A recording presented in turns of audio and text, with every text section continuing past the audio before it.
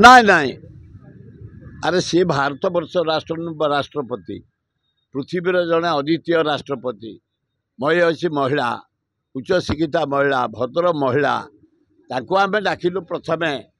ହଁ କରିଥିଲେ ତାପରେ ରାଷ୍ଟ୍ରପତି ଭବନକୁ ଗଲୁ ଡାକିଲୁ ହଁ କରିଥିଲେ ତାପରେ ତାଙ୍କ ଗାଁକୁ ଶୀତ କାକରରେ ଗଲୁ ହଁ କରିଥିଲେ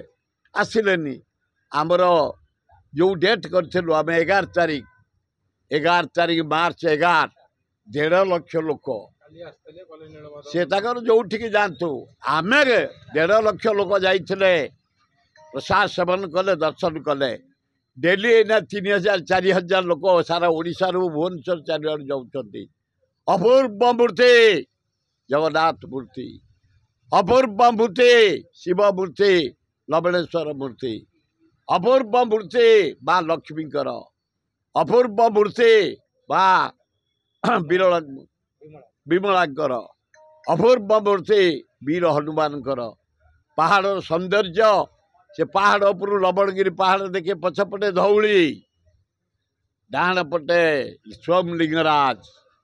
ସାମ୍ନାରେ ଖଣ୍ଡଗିରି ଉଦୟଗିରି ବାହାରେ ବରୁଣେଇ କରୁଣେଇ ପଛପଟେ କୁରିକ ପାହାଡ଼ ଅପୂର୍ବ ଭୁବନେଶ୍ୱର ଦେଖିବ ତା ପାହାଡ଼ ଉପରେ ତେଣୁ ଆମର ଉଦ୍ଘାଟନ ହେଇଯାଇଛି ଯଦି ରାଷ୍ଟ୍ରପତି ମହୋଦୟ କେବେ ଆସିବେ ଆମର ଆପତ୍ତି ନାହିଁ ୱେଲକମ୍ ହଁ କରିବା ଆମ ଭଉଣୀ ସେ ମୋର ତାଙ୍କର ଅତି ଘନିଷ୍ଠ ସମ୍ପର୍କ ଫେରେ ଡାକିବା ମୋହନ ବାଜି ଯାଇପାରିନାହାନ୍ତି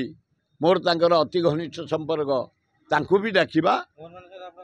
ହଁ ହଁ ଅତି ଘନିଷ୍ଠ ସମ୍ପର୍କ 20-25 ବର୍ଷ ସମ୍ପର୍କ